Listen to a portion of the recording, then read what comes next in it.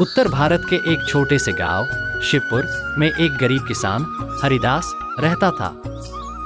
हरिदास के पास कुछ खेती बाड़ी थी जिससे वह अपने परिवार का गुजारा करता था।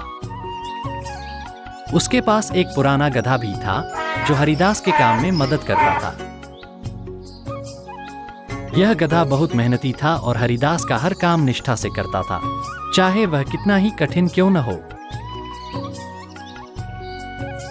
हरिदास भी अपने गधे से बहुत प्यार करता था क्योंकि उसने हमेशा उसके साथ वफादारी निभाई थी। गधा हरिदास के साथ कई सालों से था और दोनों के बीच एक अनोखा रिश्ता बन गया था।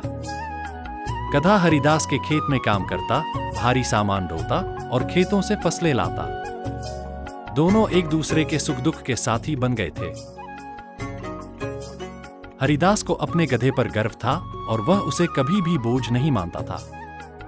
समय के साथ गधा बूढ़ा हो गया। उसकी चाल धीमी हो गई, उसकी ताकत भी पहले जैसी नहीं रही। हरिदास को यह बात पता थी, लेकिन उसने कभी भी गधे को छोड़ने का विचार नहीं किया। वह जानता था कि गधा उसकी वर्षों की मेहनत का साथी है और उसे यूं ही छोड़ना उचित नहीं होगा। अरे भाई हरिदास, तुम अपने गधे को छोड़ क्यों नहीं देते? बेचारा बूढ़ा हो गया है, किसी दिन मर गया तो। नहीं रामू काका, मैं इसे नहीं छोड़ूंगा, इसने हमारे बहुत सहायता की है। एक दिन हरिदास अपने गधे के साथ पास के जंगल से लकड़ियां लाने गया। जंगल में एक पुराना और गहरा कुआं था जो अब सूख चुका था और जिसे गांव के लोग भूल चुके थे। उस दिन लकड़ियां उठाते समय गधा अचानक उस कुएं में गिर गया। हरिदास घबरा गया और दौड़कर कुएं के पास पहुंचा। उसने देखा कि गधा कुएं के भीतर पड़ा है और उसे बाहर निकलने का कोई तरीका नजर नहीं आ रहा था। गधा दर्द से चिल्ला रहा था और हरिदास की आंखों में आंसू भर आए। हरिदास ने सोचा कि अब इस बूढ़े गधे को बचाना शायद संभव नहीं होगा। वह सोच में पड़ गया कि अब क्या करना चाहिए। गांव के कुछ लोग भी वहां आ गए और उन्होंने हरिदास को सलाह दी कि अरे हरिदास भाई, उस बूढ़े गधे को निकाल कर क्या करोगे? वैसे भी अब तुम्हारा कोई भी काम सही से नहीं कर पाता। नहीं रवि, वो गधा मेरी बहुत सहायता किया है, मैं उसे इस हालत में नहीं छोड़ सकता। वैसे भी हरिदास भाई, वह गधा मर चुका होगा। तब आप ही सब लोग बताएं कि मैं अब क्या करूं। हमें भाइयों एक काम करना चाहिए, इस कुएं को मिट्टी से ढक देना चाहिए ताकि वह गधा को शांति भी मिल जाए और कोई भी दोबारा इसमें गिर ना पाए।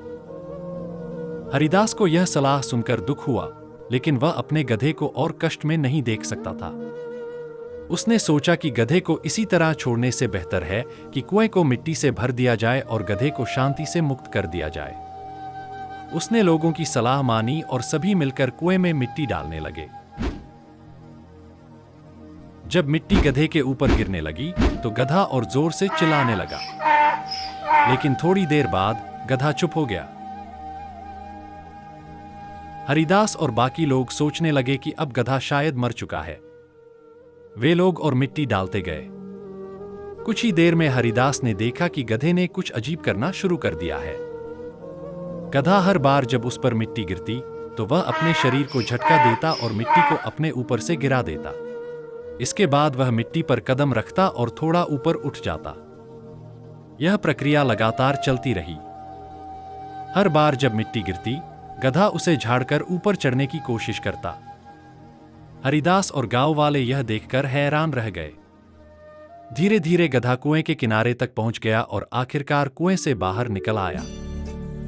गधा बाहर आते ही खुश होकर ढेंचू ढेंचू करने लगा, मानो उसने जीवन की सबसे बड़ी जीत हासिल कर ली हो। हरिदास की आंखों में खुशी के आंसू आ गए। उसने गधे को गले लगा लिया और कहा, तूने मुझे एक बड़ी सीख दी है मेरे दोस्त। जीवन में चाहे कितनी भी मुसीबतें आएं, उन्हें झाड़कर ऊपर उठते रहना चाहिए। गांव के लोग भी गधे की इस हरकत से बहुत प्रभावित हुए। उन्होंने हरिदास को बधाई दी कि उसने गधे को इतनी मेहनत और समझ